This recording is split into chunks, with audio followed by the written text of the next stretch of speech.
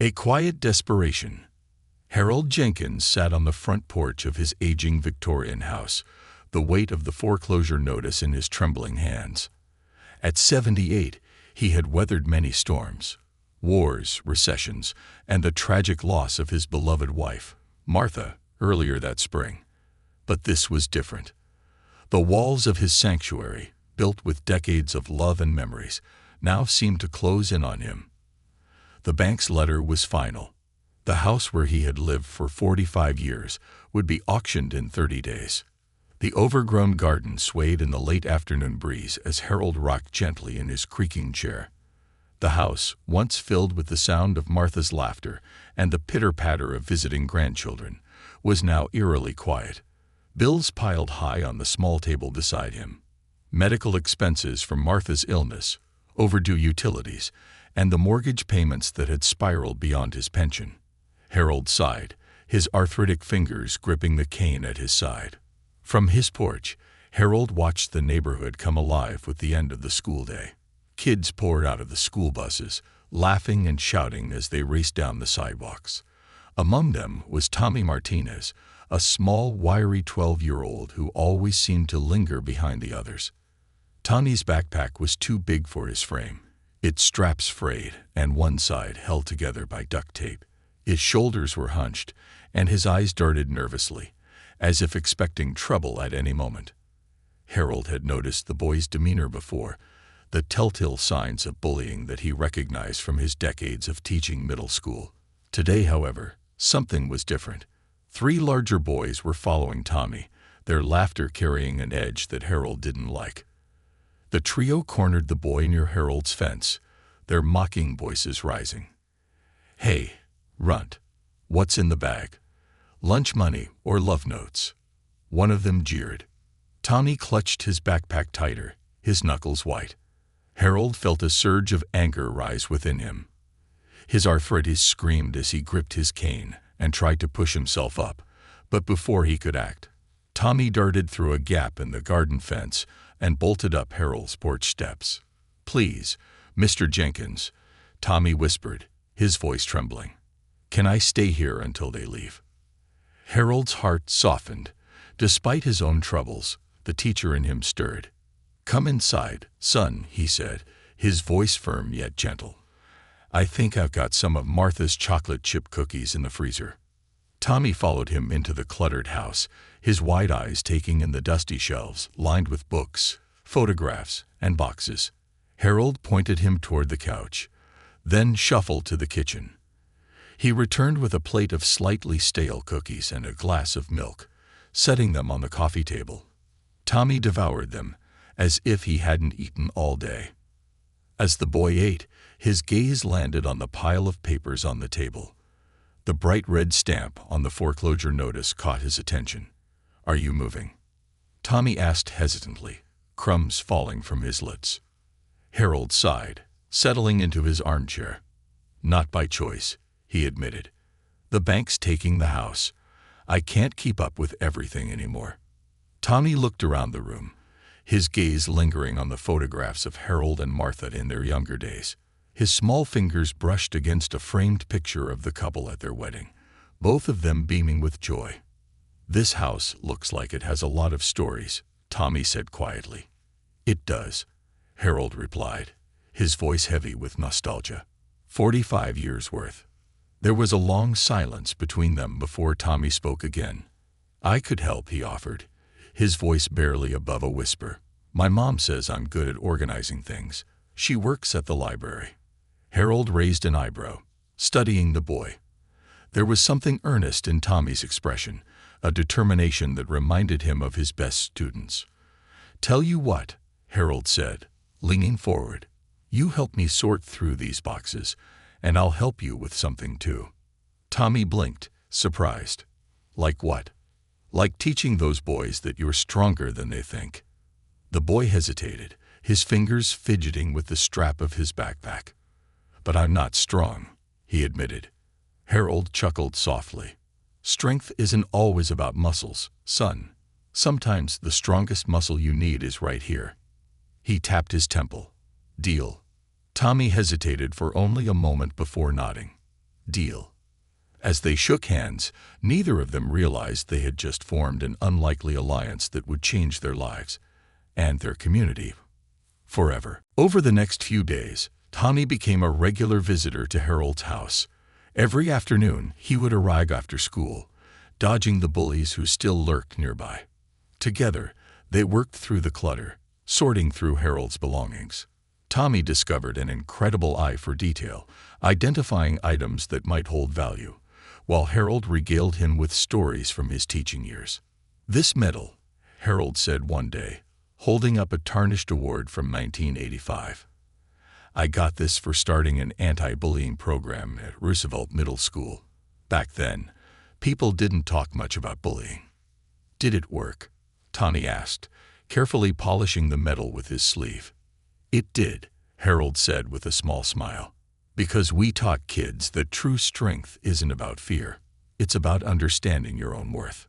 Tommy looked down, his fingers tracing the edges of the medal. Harold noticed how the boy flinched at sudden noises or apologized constantly for small mistakes. He recognized the signs of someone who had been pushed down too many times, someone who needed to be reminded of their own value. Meanwhile, Tommy's mother, Elena, grew curious about her son's newfound energy. She stopped by one afternoon, finding them cataloging old books. Harold was patiently explaining the difference between first editions and later printings, while Tommy listened intently. "You've got a librarian's soul," Harold said, making Tommy beam with pride. "Just like your mom." Elena smiled, but she couldn't ignore the foreclosure notice on the table. "Tommy talks about you a lot, Mr. Jenkins," she said later, as Harold walked her to the door. "He's different now, more confident." "Thank you for that." "It's a two-way street," Harold replied. "The boy's giving me purpose again." But outside Harold's house, the bullies were still a problem. They taunted Tommy from a distance, their words cutting like knives. Harold saw the way Tommy's shoulders tensed whenever he walked home. One evening, after another tense encounter, Harold sat Tommy down. "Martha always said bullies are just scared people wearing brave masks," Harold said. "The trick is helping them take off those masks." "How?" Tommy asked, his brow furrowed. "By showing them a different kind of strength," Harold said. "Remember what we practiced." They had been working on what Harold called peaceful power, a combination of confident posture, calm voice, and kind courage.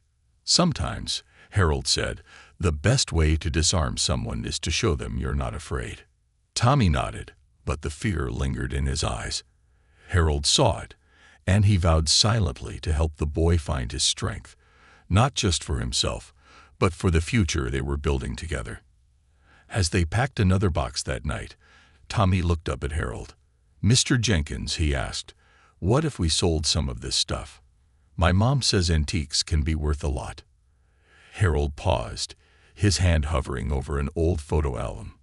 "Sometimes we hold on to things because they're all we have left of the people we love," he said softly.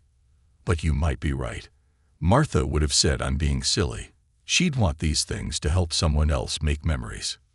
Tommy's eyes lit up, an idea forming in his mind. An idea that would test the courage Harold had been teaching him and bring their community together in ways neither could imagine. The journey they were about to embark on would not only save a house, but also rekindle hope in a town that had forgotten the power of standing together, planting the seeds of change. The next morning, Harold woke to find Tommy sitting cross-legged on the front porch, scribbling furiously in a worn notebook. His oversized backpack leaned against the porch railing, and his face bore a look of fierce determination. Harold opened the screen door, his cane tapping gently against the wood. "You're up early, son," Harold said, lowering himself into his rocking chair. "What's got you so fired up?" Tommy looked up, clutching the notebook like it held the answers to all his problems. "I've been thinking about what you said yesterday about letting go of things so new memories can be made. I think we can do more than just sell your stuff. We can make this into something big, like a real event." Harold raised an eyebrow, intrigued. "Go on." "I mean, not just a yard sale," Tommy said, his words tumbling out in a rush. We could invite people from the whole neighborhood. We could sell some of your books, furniture, and antiques, but also turn it into a community event. My mom organizes fundraisers at the library, so I know how these things work. People love stuff like this. Harold leaned back in his chair, his hands folded over his cane. A community event, huh? Sounds ambitious.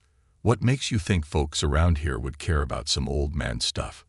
Tommy's face fell slightly, but he recovered quickly. Because it's not just about your stuff, he said. It's about the stories behind them. You've been teaching kids in this town for decades, right? You've helped a lot of people. I bet if they knew you were in trouble, they'd want to help. Harold felt a lump form in his throat. He had always been a private man, reluctant to share his burdens with others.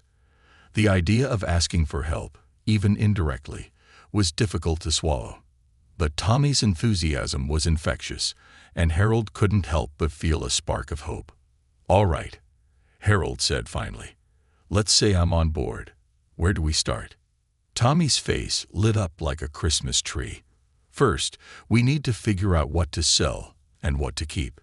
Then we'll need to let people know about the event. My mom can help with that part. She's really good at getting the word out." Before Harold could respond, the sound of a car pulling up caught their attention. Delina stepped out, holding a tray of muffins and a steaming thermos. She smiled warmly as she approached the porch. "Good morning, gentlemen," she said, setting the tray down on the small table between them. "Thought you could use some breakfast." Harold nodded gratefully. "You're spoiling us, Alina." She waved off the comment, her eyes drifting to Tommy's notebook. "What's this?" she asked, picking it up and scanning the pages.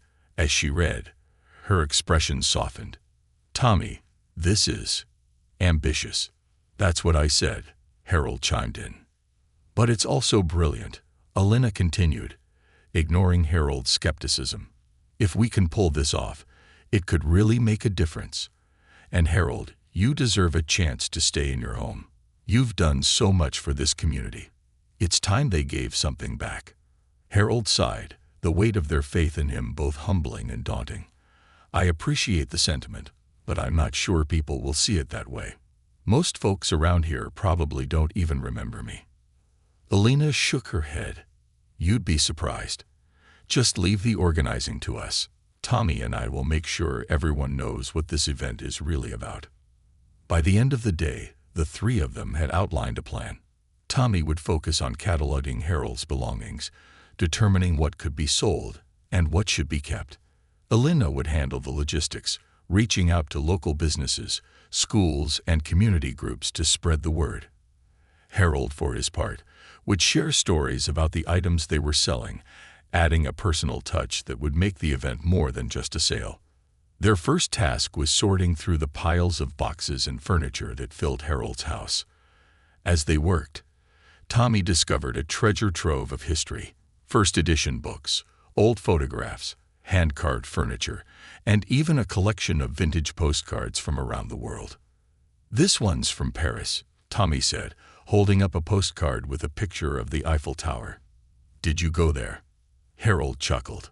"Not quite. That one's from a pen pal I had when I was a boy.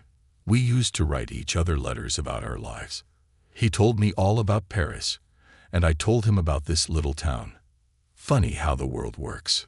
Tommy placed the postcard carefully in a keep pile, a growing collection of items too meaningful to part with.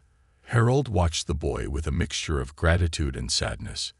He knew they couldn't keep everything, but seeing Tommy treat his belongings with such care made the process easier. A few days later, as word about the event began to spread, the first signs of resistance appeared. Marcus, the leader of the group of bullies who had tormented Tommy, started spreading rumors. "That old man's crazy," Marcus told anyone who would listen. "He's just trying to scam people." The rumors made their way to Alina, who confronted Tommy about it after dinner one evening. "Are you sure you want to keep doing this?" she asked gently. "People can be cruel, especially when they don't understand." Tommy's jaw tightened. "We have to do this, Mom. Mr. Jenkins doesn't deserve to lose his house. And Marcus, he's just scared. Mr. Jenkins says bullies are scared people wearing brave masks. Alina smiled faintly. He's a wise man. All right, we'll keep going. But be careful, Tommy. The next day, Harold noticed Tommy was quieter than usual as they worked. Something on your mind? Harold asked. Marcus is spreading lies about you, Tommy admitted. I don't know why he hates me so much. Harold set down the book he was holding and looked Tommy in the eye. Hate is a strong word, son. Marcus doesn't hate you. He's trying to hide something about himself. Maybe he feels small inside, and hurting others makes him feel bigger. But you've got something he doesn't. What's that? Courage, Harold said simply. And not the kind that comes from fists.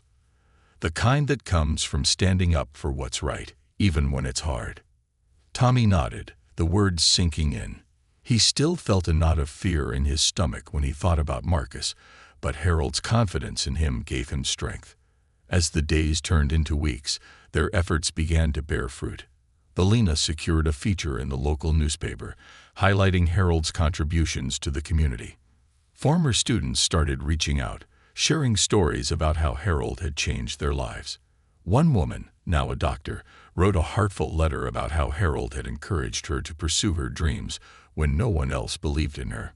The article also caught the attention of the local historical society, which expressed interest in some of Harold's antiques. They even suggested the possibility of designating his house as a historic landmark, though the process would take months. Despite the growing support, Harold's financial situation remained precarious. The bank was adamant about the auction date, and the money they needed seemed impossible to raise in time.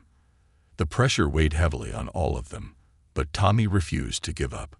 Sometimes, Harold told him one evening, you teach best what you most need to learn. Tommy looked at him, puzzled. What do you mean? I mean that you're teaching me as much as I'm teaching you, Harold said. I've spent my whole life helping others, but I've never been good at asking for help. You've reminded me that it's okay to lean on others when you need to. Tommy smiled, feeling a surge of pride. He didn't know if their plan would work, but for the first time in his life, he felt like he was part of something bigger than himself. As the countdown to the event continued, the stakes grew higher. The community was rallying, but Marcus's rumors still lingered, casting a shadow over their efforts. Harold and Tommy knew they had to confront the challenges ahead with courage and determination. And so, with only 2 weeks left before the auction, they doubled down on their efforts, planting the seeds of a movement that would soon blossom into something extraordinary. The journey ahead would test their resilience, but it would also show them the incredible power of hope, community, and the bonds that can form between the most unlikely allies. The fight for hope. The summer sun hung low in the sky as Tommy stood on Harold's porch, surveying the task ahead. His notebook had grown thick with notes and sketches, floor plans for the sale, item lists, and even a rough schedule for the day. But the whispers around town, fueled by Marcus's rumors, cast a long shadow over their progress. Don't let the naysayers get to you, son, Harold said, coming outside with 2 glasses of lemonade. He handed one to Tommy and eased into his rocking chair. Every big idea gets doubted at first. You just have to push through. Tommy nodded, but the weight of the responsibility felt heavier than ever. What if they don't come, Mr. Jenkins? What if no one cares? Harold sipped his lemonade, the ice clinking softly in the glass. Oh, they'll come. Trust me, people have a way of surprising you when it matters most.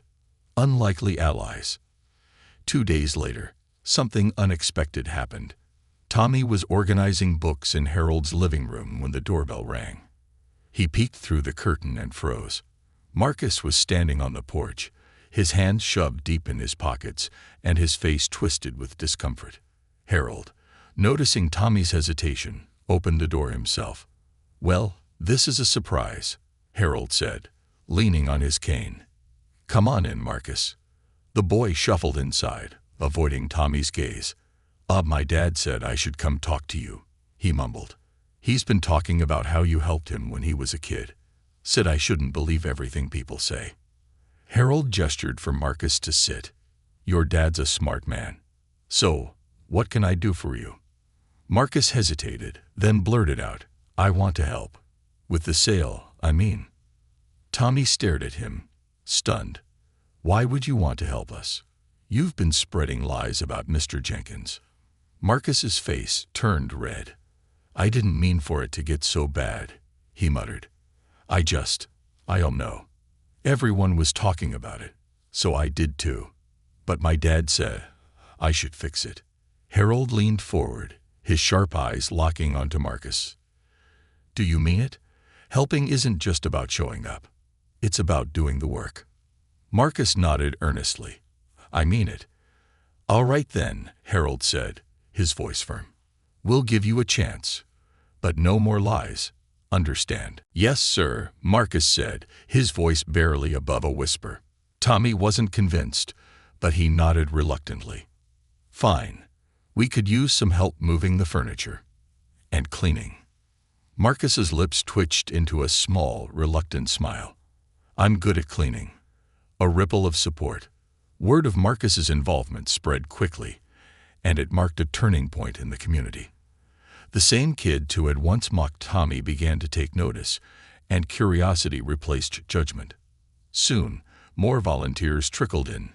Teenagers, parents, even a few retired teachers who had worked alongside Harold. The living room transformed into a buzzing hub of activity, with people cataloging items, cleaning furniture, and preparing the house for the event. Alina, ever resourceful, reached out to the local church and library for additional support.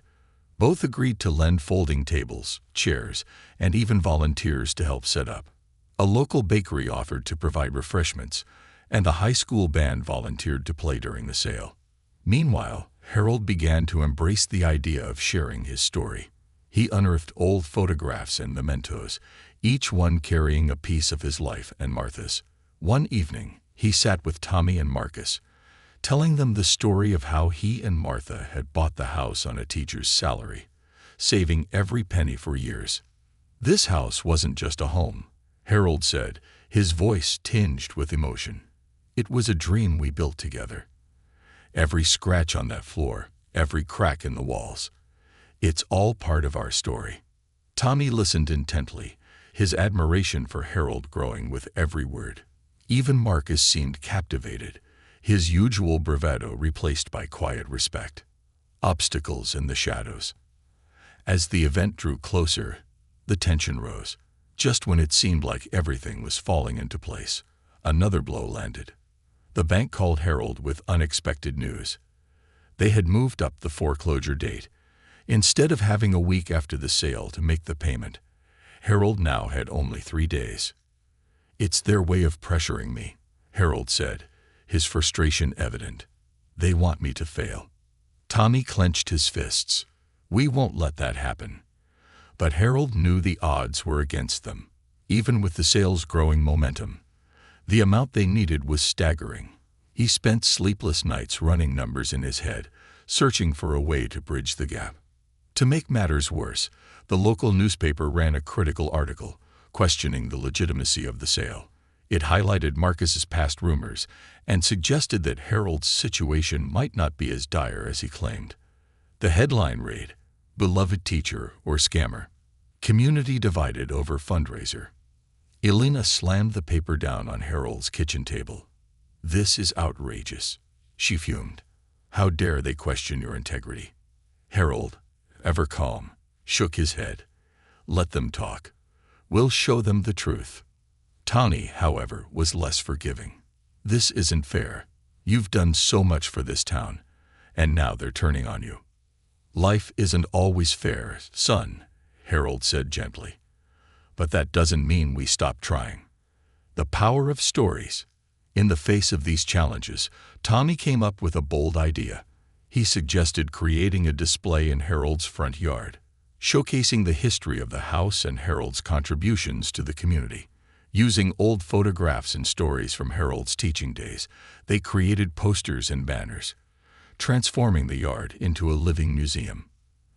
The centerpiece of the display was a large board titled, "The Jenkins Legacy." It featured testimonials from former students, teachers, and parents, all recounting how Harold had impacted their lives.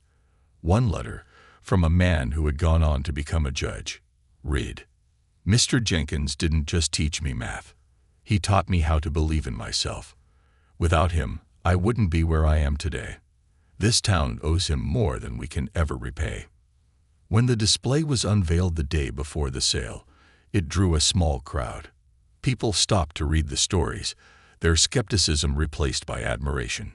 Some left notes of their own, adding to the growing testament of Harold's impact. A growing movement.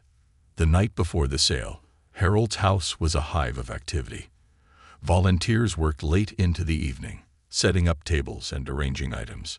Marcus and his friends hauled furniture into the yard, their laughter mingling with the sound of crickets. Tommy moved between tasks, his energy seemingly boundless. Harold watched from the porch, his heart full. For the first time in weeks, he allowed himself to feel a glimmer of hope. This might actually work, he murmured to Alina, who sat beside him with a cup of tea. "It will work," she replied firmly. "Because this isn't just about saving your house. It's about showing this town what it means to stand together."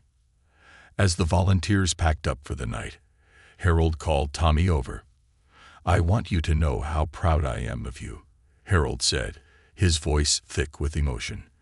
"No matter what happens tomorrow, you've already done more than I could have ever asked for." Tommy smiled, but his eyes betrayed his nervousness. "We're going to do this, Mr. Jenkins. I know we are." As the first stars appeared in the sky, Harold sat on his porch, watching the lights of his neighborhood. He thought of Martha, imagining her gentle smile and the way she would have rallied the community with her endless optimism. "We're doing this for you too, my love," he whispered. Tomorrow would be the biggest day of their lives, a test of their resilience, their courage, and the strength of their community. And though the odds were against them, Harold, Tommy, and everyone involved were ready to fight for hope. The day of reckoning.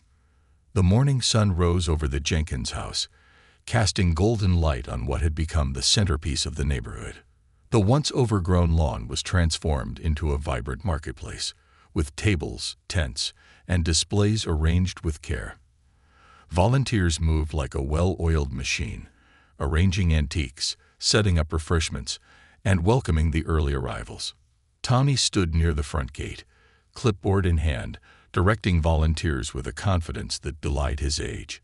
The boy who once shrank from the world now stood tall, shoulders squared, and voice firm. He had grown into his role, inspired by Harold's teachings and fueled by a deep desire to succeed. Harold, meanwhile, watched from the porch. His cane rested against his chair, and a small smile played on his lips. For the first time in weeks, the house felt alive again. It wasn't just the crowd. It was the energy, the laughter, and the sense of purpose that radiated from everyone involved. A community gathers. By 9 a.m., the sale officially began. People poured in, some curious, others determined to support the cause. The Jenkins Legacy display in the front yard was a hit, drawing visitors who paused to read the testimonials and stories.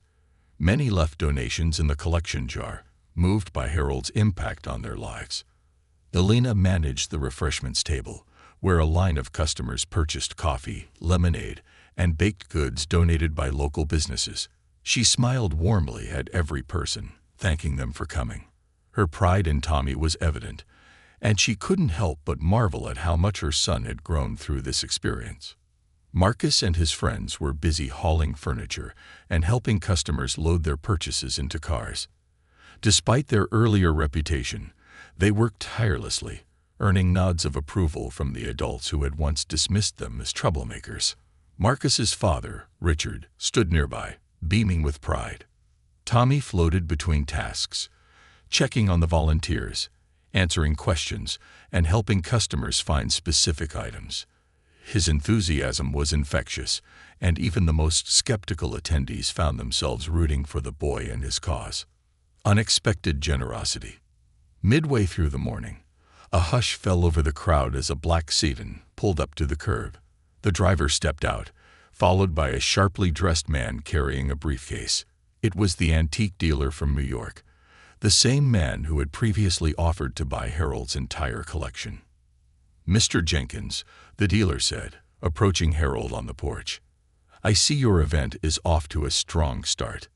Harold stood, leaning on his cane. "We're doing our best." The dealer glanced around, his practiced eye appraising the items on display. "You've got quite a collection here. My offer still stands, you know. I could write you a check right now that would solve all your problems." Tommy, overhearing the conversation, hurried to Harold's side. "We don't need his money, Mr. Jenkins," he said firmly. "We've got this." The dealer raised an eyebrow. "It's a generous offer, boy. Perhaps you should consider it." Harold looked at Tommy, then back at the dealer. "Your offer is tempting," Harold said, his voice steady. "But this sale isn't just about raising money. It's about the community coming together, about teaching the next generation what it means to stand up for what's right.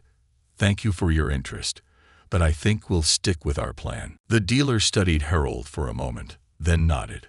"I respect your decision, Mr. Jenkins. Good luck today." With that, he turned and left, leaving a ripple of admiration among the crowd. Challenges and triumphs. As the day wore on, the momentum continued to build. Former students arrived in droves, each bringing their own stories and memories.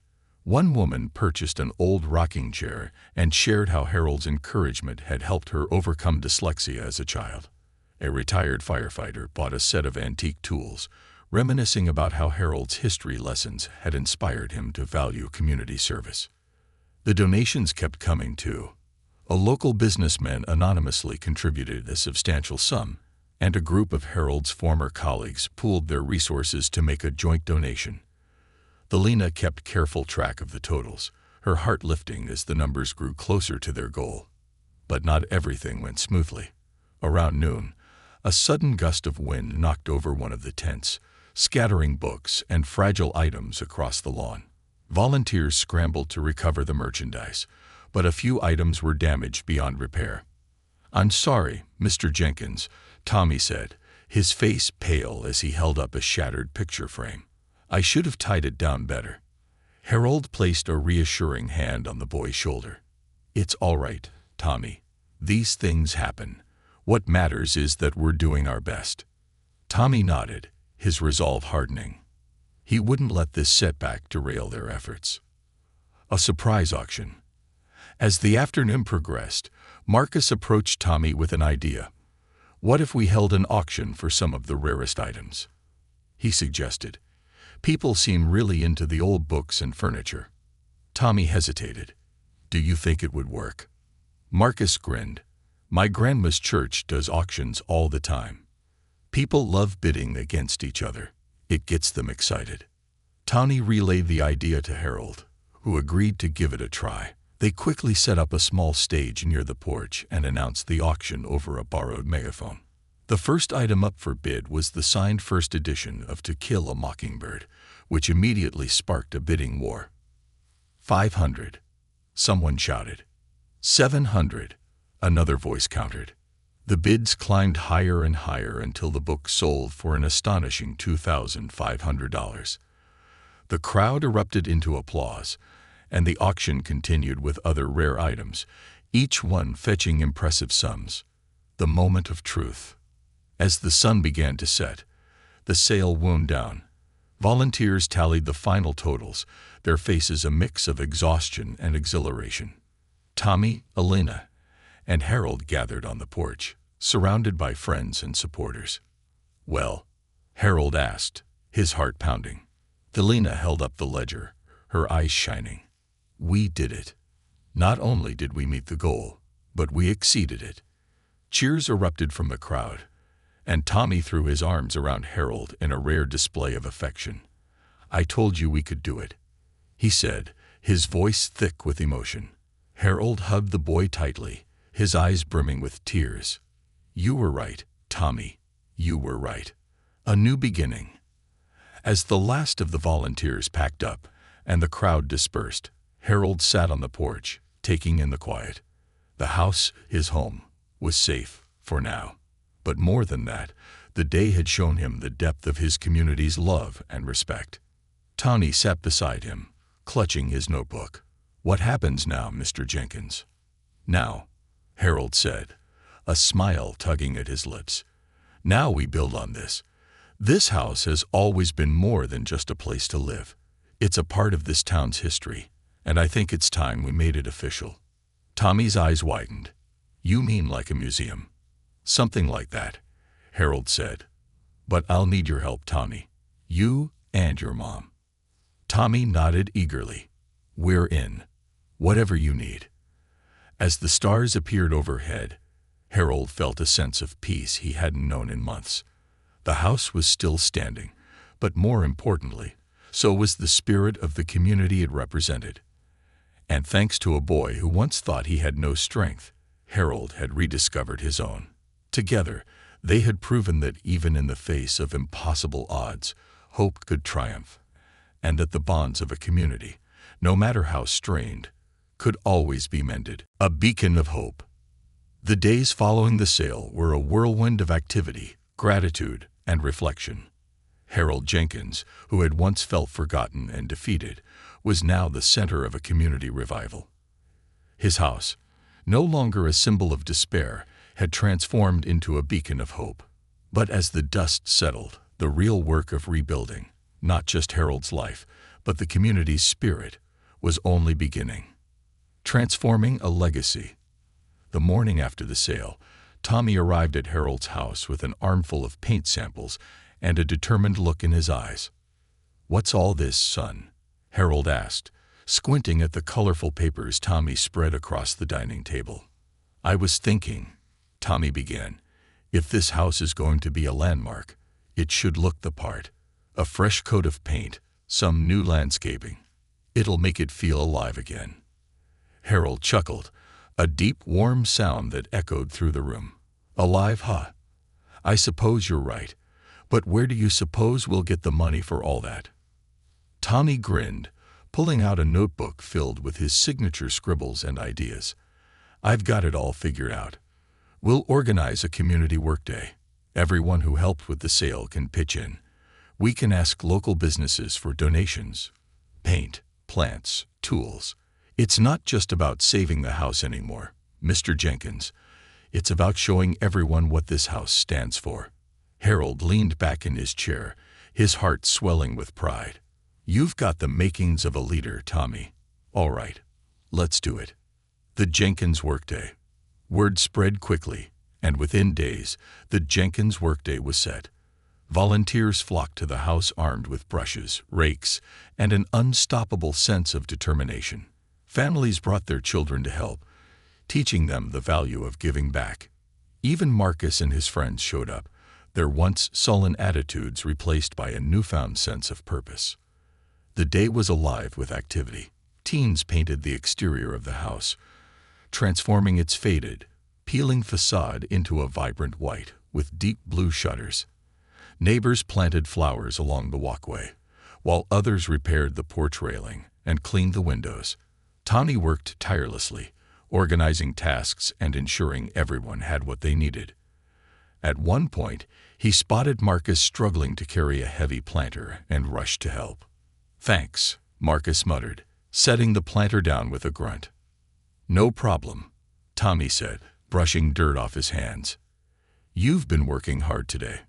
Marcus shrugged, avoiding Tommy's gaze. "My dad said it's important to give back. Besides, this is kinda cool." Tommy smiled, realizing just how much Marcus had changed. "Yeah, it is." A visit from the Historical Society. Amid the flurry of activity, Richard Johnson, Marcus's father and a member of the local Historical Society, arrived with an important announcement. "Harold," Richard said, shaking the old man's hand, "we've been reviewing the paperwork, and I'm happy to tell you that your house is officially on its way to becoming a historic landmark. The process will take some time, but once it's finalized, you'll have access to grants and resources to maintain the property." The news was met with cheers from the volunteers. Harold's eyes glistened with tears as he thanked Richard. "This house has always been more than just walls and a roof," he said. "It's been a home for memories, lessons, and love. I'm grateful it'll continue to serve this community." Tommy stood nearby, his heart swelling with pride. He knew this was only possible because of the collective effort of everyone who had come together. Tommy's moment of courage. As the workday wound down, Harold called everyone to the front yard for a moment of thanks. Standing on the freshly painted porch, he looked out at the sea of faces, friends, neighbors, former students, and even strangers who had come to help. "I don't have the words to express how much this means to me," Harold began. "You've all given me more than a house. You've given me hope, and I promise to honor this gift by making this home a place for everyone." The crowd erupted into applause, but as the noise died down, Tommy stepped forward, clutching his notebook. His face was pale, and his hands trembled slightly, but he took a deep breath and began to speak. "I just wanted to say something," he said, his voice wavering at first, but growing stronger. "A few weeks ago, I didn't think I could stand up to anyone or anything. I felt small, like I didn't matter. But Mr. Jenkins taught me that strength isn't about being the loudest or the biggest. It's about standing up for what's right, even when it's scary." He paused, his eyes scanning the crowd until they landed on Marcus. "And sometimes, it's about giving people a second chance. I was mad at Marcus for a long time. But I see now that people can change. We can all change if we work together." The crowd was silent for a moment, then burst into applause. Harold placed a hand on Tommy's shoulder, his face beaming with pride. "That, my boy, is courage. A new purpose for the house." In the weeks that followed, the Jenkins house began to take on a new identity. Harold, inspired by Tommy's idea, decided to turn the first floor into a community space. The old dining room became a library, filled with Harold's collection of books, many of which he donated himself. The parlor was converted into a meeting room for local clubs and organizations, and the sunlit sitting room became a small museum, displaying artifacts and photographs that told the story of the town's history. Belinda took charge of organizing the library, creating reading programs for children and adults alike. Tommy volunteered as her assistant, his enthusiasm infectious as he helped catalog books and welcome visitors. Marcus and his friends continued to lend a hand, proving themselves invaluable in maintaining the property. Their involvement inspired other teens to join, creating a ripple effect that strengthened the community. A national spotlight. One afternoon, as Harold was sorting through photographs for the museum, a knock came at the door. Tommy opened it to find a woman with a microphone and a cameraman in tow. "Mr. Jenkins," the woman asked, smiling warmly. "I'm Emily Carter from the local news. We've been following your story, and I'd like to feature it on our evening broadcast." Harold hesitated, unsure about stepping into the spotlight, but Tommy nudged him gently. "You always say stories are important, Mr. Jenkins. Maybe it's time to tell yours." The feature aired the following week, and to everyone's surprise, it went viral. News outlets from across the country picked up the story, praising the Jenkins house as a symbol of resilience and community. Donations began pouring in, enough to secure the house's future and fund its new purpose. The grand opening. On a crisp autumn morning, the Jenkins Community Center officially opened its doors. The event drew a crowd larger than anyone had anticipated, with people traveling from neighboring towns to witness the transformation. Harold stood at the entrance, greeting visitors with his signature warmth. Tommy, now a confident teenager, gave tours of the house, sharing its history and highlighting the efforts that had saved it. Marcus and his friends managed the refreshments table, their once rough demeanors replaced by genuine smiles. As the day came to a close, Harold sat on the porch with Alina and Tommy. The house, now bustling with life, felt more alive than ever. "Do you think we did it, Mr. Jenkins?" Tommy asked, looking out at the crowd. Harold smiled, his heart full. "We didn't just save a house, Tommy. We built something bigger. We built a family. As the sun dipped below the horizon, casting a warm glow over the town, Harold knew they had created something that would last for generations, a testament to the power of hope, courage, and community. A legacy cemented. The months that followed the grand opening of the Jenkins Community Center were a time of transformation, not just for Harold and Tommy, but for the entire town. What had begun as a desperate attempt to save a house had evolved into something far greater, a living testament to the power of community, resilience, and second chances. Yet, the journey wasn't over. Harold, Tommy, and their growing network of supporters now faced the challenge of maintaining the legacy they had built. The heart of the community. The Jenkins Community Center quickly became a cornerstone of the town. Its library bustled with activity, hosting weekly reading programs, writing workshops, and even a story hour led by Harold himself. Children gathered eagerly to hear tales from his teaching days, their laughter filling the once quiet halls. Tommy thrived in his new role as Harold's right-hand man. He had taken on responsibilities beyond his years, managing schedules, coordinating events, and even mentoring younger kids who looked up to him. His confidence had blossomed, and the boy who once avoided eye contact now walked through the center with his head held high. "Mr. Jenkins," Tommy said one afternoon as they organized books, "do you ever think about how much has changed?" Harold chuckled. "Every day, son. And every day, I'm reminded that change isn't something to fear. It's something to embrace. An unexpected challenge." As the community center grew in popularity, so did its challenges. Maintaining the historic house required constant upkeep, and while donations were steady, the costs were high. One evening, as Harold and Elena reviewed the center's finances, the weight of the expenses became clear. "We're doing fine for now," Elena said, her brow furrowed as she scanned the numbers. "But we'll need more funding if we want to keep expanding our programs." Harold nodded thoughtfully. "We've come this far by asking for help. Perhaps it's time we took that to the next level." Elena raised an eyebrow. "You're thinking of applying for grants?" "Why not?" Harold replied. "This house isn't just about its history. It's about what it represents. That's worth investing in." With Elena's help, they began researching grant opportunities and drafting proposals. Meanwhile, Tommy and Marcus rallied their peers, brainstorming fundraising ideas that ranged from bake sales to talent shows. The Festival of Giving. The idea that gained the most traction was a town-wide event called the Festival of Giving.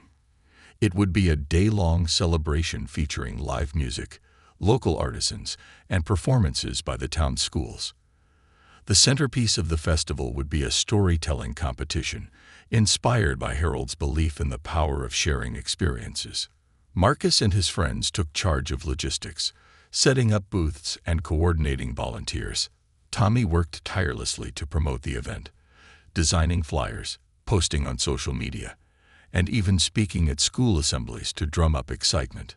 "I'm nervous," Tommy admitted to Harold the night before the festival. "What if no one comes?" Harold placed a reassuring hand on the boy's shoulder. "They'll come, Tommy, because they believe in what we're doing, just like you do." A day to remember. The Festival of Giving exceeded everyone's expectations.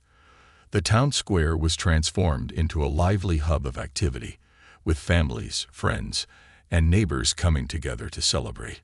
Local musicians performed on a makeshift stage, while children ran between booths selling crafts and homemade treats. The storytelling competition was the highlight of the day. Harold served as one of the judges, along with the town's mayor and a local author.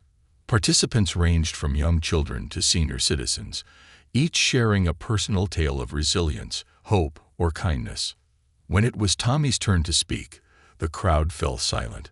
He stepped onto the stage, clutching a small piece of paper with notes, but as he looked out at the sea of familiar faces, he realized he didn't need it. "My story isn't just mine," Tommy began, his voice steady. "It's about a man who taught me to be brave when I didn't think I could be. It's about a community that came together to save something important. And it's about how we're all stronger when we stand together." By the time he finished, There wasn't a dry eye in the crowd. Harold beamed with pride, his heart swelling at how far Tommy had come. Recognition and growth. The success of the Festival of Giving brought new attention to the Jenkins Community Center. News outlets once again featured Harold's story, focusing on how the center had become a symbol of hope and unity.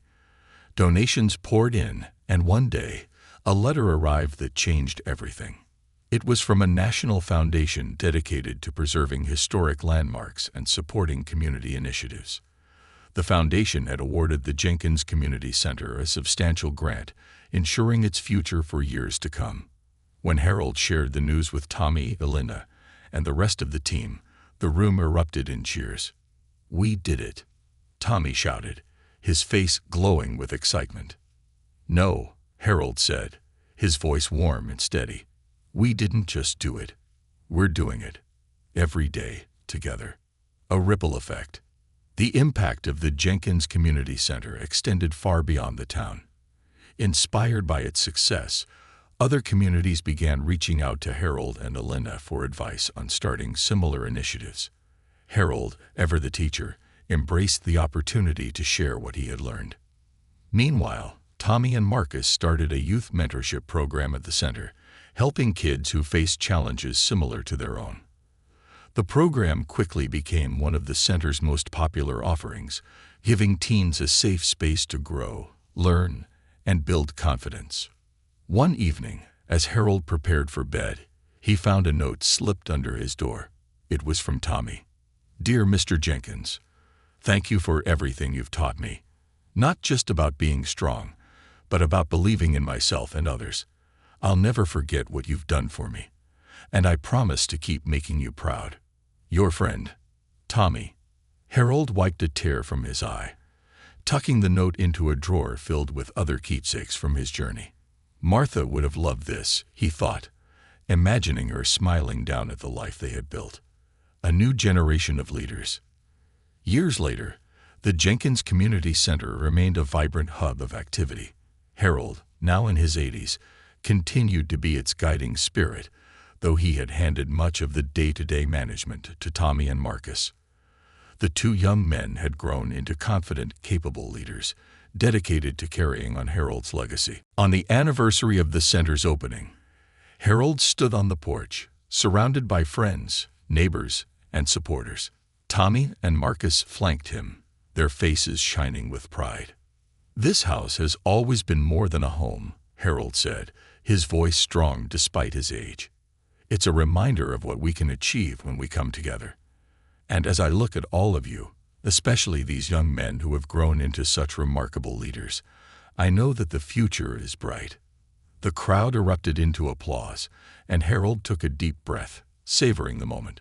The house he had once feared losing was now a symbol of everything he held dear: resilience, courage, and the unbreakable bonds of community. As the sun set over the Jenkins house, its windows glowed warmly, a beacon of hope that would guide generations to come. And Harold, surrounded by his chosen family, knew that his legacy was secure.